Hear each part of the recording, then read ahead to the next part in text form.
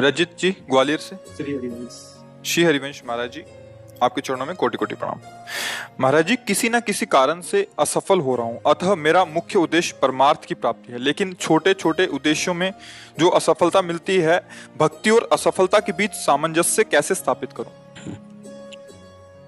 मतलब आपका कथन है कि यदि मैं भक्ति कर रहा हूं तो मुझे सफलता संसारिक मिलनी चाहिए, ऐसा नहीं है। मेन उद्देश्य तो सफलता मतलब आत्म सिद्धि है, परमार्थ की प्राप्ति है। लेकिन गृहस्थ जीवन में होते हुए रोटी कपड़ा मकान, अगर उसकी प्राप्ति नहीं हो रही, छोटी छोटी सफलताएं नहीं मिली, तो उसके लिए क्या? आज तक भूखे रहे हो क्या? नंगे रहे हो क्या? आप समझो, मेरे प्रभु जो है इतने करुणामय कि हम आप तो मनुष्य हैं, जो पशु पक्षी हैं, कीट पतंगे हैं, बहुत सी ऐसी योनियां हैं जिसको हम देख भी नहीं पा रहे, प्रभु उनको भी भूखा नहीं रखते। उनका नाम विश्वम्बर है। अब हमारी चाहतों की सफलता है। बात समझो, आपने जैसे सहज में कह दिया रोटी कपड़ा और मकान, तीनों से आप खाली नहीं हैं। ईमानदारी से बोलो, जिस दिन तुम नंगे घूमे हो और जिस दिन तुम्हें छत के नीचे न रहने को मिला हो और जिस दिन तुम भूखे रहे हो, वायु न मिली हो, जल न मिला हो सकता है अन्न न मिला हो, लेकिन प्राण पोषण के लिए दो आवश्यक है, वायु और जल, है ना? अब हमारी बात असलियत में, हमारी जो शरीर पोषण जीने की आवश्यकता है वो तो सबकी पूर्ति हो रही है। आप देख लीजिए, चाहतों की पूर्ति शब्द है। हम लोग क्या करते हैं कि असली ज्ञान को छुपा करके नकली बात बोल देते हैं, जिसमें सब हाँ में हाँ मिला दे। ये नकली बात है कि हमें रोटी कपड़ा और मकान तो चाहिए, पक्का प्यारे वो पशु पक्षियों को भी देता है। घोंसला बनाने की, आप देखो उनके घोंसले कैसे बने, आप बनाने में फेल हो जाएंगे। नहीं फेल हो जाएंगे? कैसे वृक्ष में कैसे हिलगा के घोंसला, उनको बुद्धि दी किस स्कूल में जाके सिखाया उन्होंने? हरि ने दी, हरि ने। तुम अपने वास की व्यवस्था कैसे करो, ऐसे बना दिया। भोजन की व्यवस्था उनको सिखा दिया। कोई भी सृष्टि में ऐसा नहीं है जिसका माता की तरह भरण पोषण भगवान ना करते हो। हाँ, अलग अलग जिनको जैसा भगवान ने। अब हमारी जो असफलता है उसमें हमारी चाहत है, मैं कपड़ा तो पहनूं पर ऐसा पहनूं, समझना, रोटी तो खाऊं पर ऐसी खाऊं, मकान तो हो पर ऐसा हो। समझ पा रहे हैं आप? अब इसके लिए हमारा कर्म कार्य करेगा। पूर्व का प्रारब्ध यदि हमारा बहुत बुरा है तो आज तुम बहुत अच्छे आदमी हो, अच्छे मार्ग में चल रहे हो, वो आपको बाधा पहुंचाएगा, आपको सहना होगा। समझ रहे ना? वो आपको बाधा पहुंचाएगा।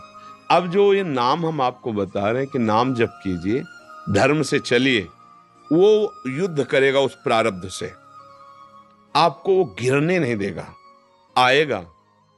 आप जो कार्य कर रहे हो उसमें सम्यक जो फल मिलना चाहिए नहीं मिला, आपको असंतुष्टता होगी, क्योंकि आपने ऐसे पूर्व में कर्म किए हैं। अब वो आपको बाधा पहुंचा रहे हैं, लेकिन आप भजन कर रहे हो ना, तो आपको निरुत्साहित होने नहीं देंगे। चलो, एक कर्म निष्फल हुआ, दूसरा हम 100 बार उसका अनुष्ठान करेंगे, कितनी बार निष्फल होगा? एक दिन तो सफल होगा ही नहीं, निकल जाओगे, निकल जाओगे। सफलता तुम्हारे चरण चूमेगी। प्रारब्ध कोई देवता नहीं है, हमारा किया हुआ पूर्व कर्म है। हम नया कर्म इतना बलवान करें कि उसको रौंद दे। बात समझो। और उसके लिए अब छोटी मोटी बात नहीं काम करेगी, छोटा मोटा कर्म काम नहीं करेगा। डट के हमें धर्म और डट के भजन विध्वंस करके, अगर विध्वंस ना होते तो फिर मोक्ष कैसे होता? मोक्ष को मतलब जानते हो? सब कर्म नष्ट हो गए अनंत जन्मों के, और इस जन्म के भी बिल्कुल मोक्ष, मतलब बिल्कुल मुक्त, अब कोई बंधन नहीं हो, भगवान का स्वरूप हो गया। तो हुआ तो इसी जन्म में, जो हमने साधना की, जो भजन किया, जो चिंतन किया, जो सत्संग किया, मारा इसने पूरी आग लगा दी। कर्मों को, संचित कर्म विध्वंस हो गए, जमा गोदाम क्रीमाण जो कर रहे हैं, ये चिपकाव फसाव वाले नहीं हुए, क्योंकि सब समर्पित कर दिए भगवान को। प्रारब्ध आया, भजन के बल से उसको भोग रहे हैं, वो मैं परास्त नहीं कर सकता, निकल गए आगे। सुदामा जी की दशा क्या थी? नहीं थी, ये भी व्यवस्था नहीं थी। परिणाम में क्या हुआ? जैसी द्वारिकापुरी वैसी सुदामापुरी। फल की चिंता मत करो तुम।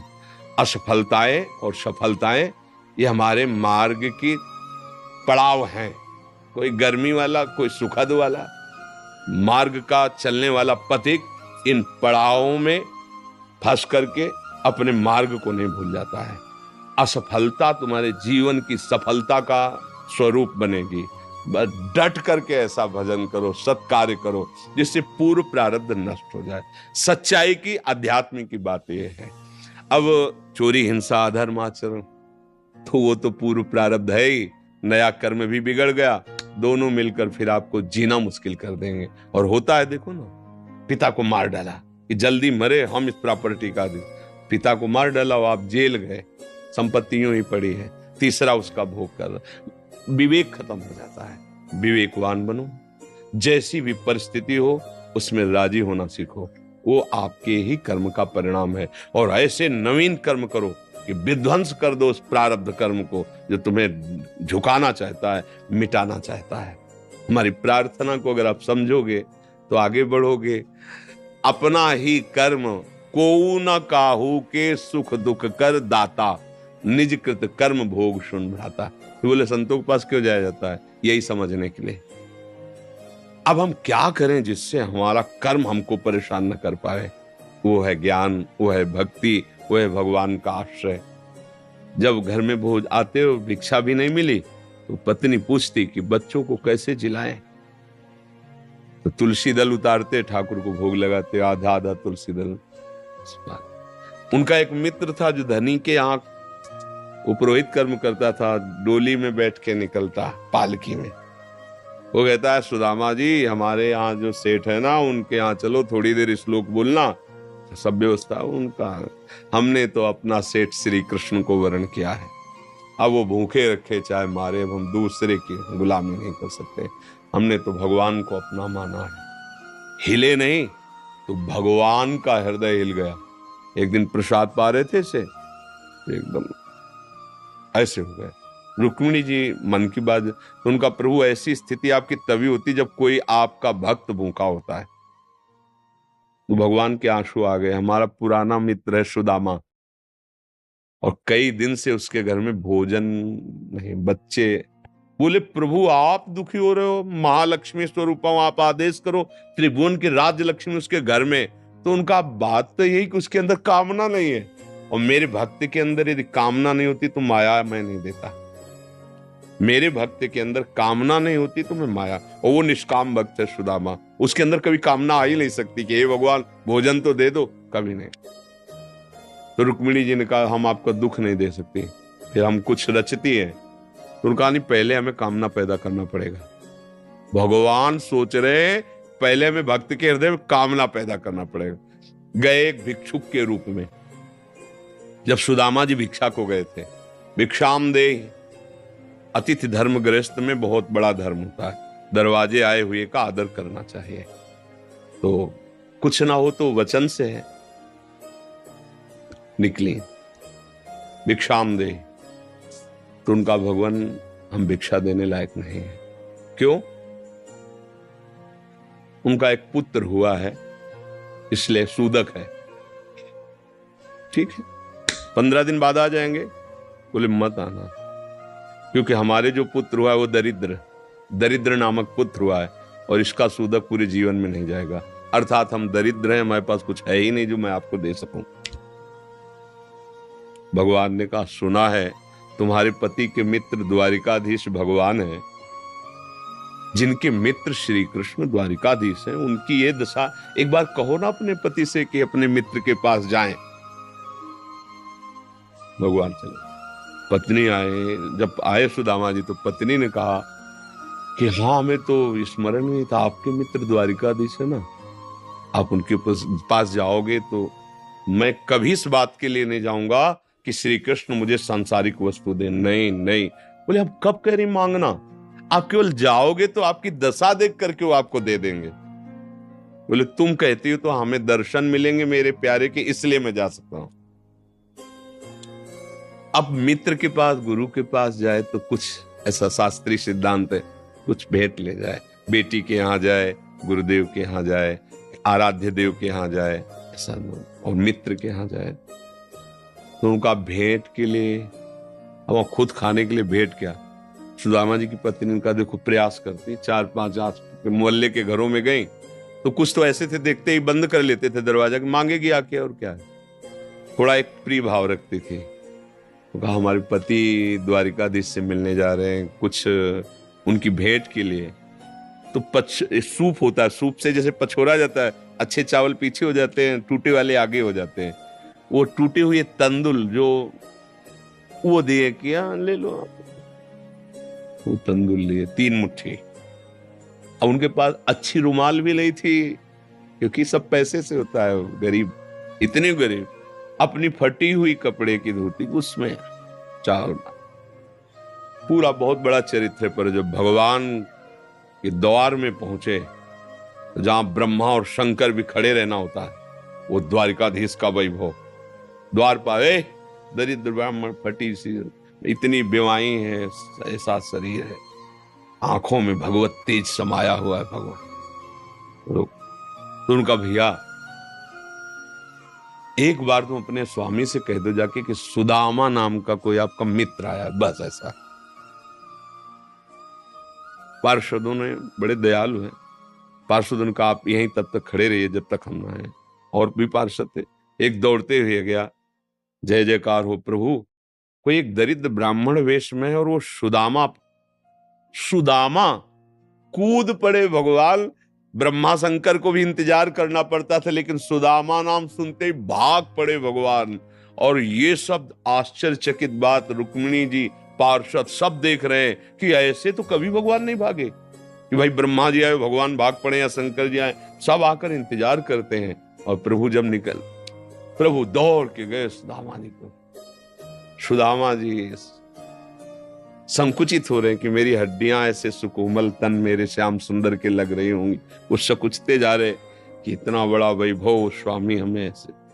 भगवान ऐसे अपने हाथ से चरण पखारे सुदामा जी के, थाल रखकर।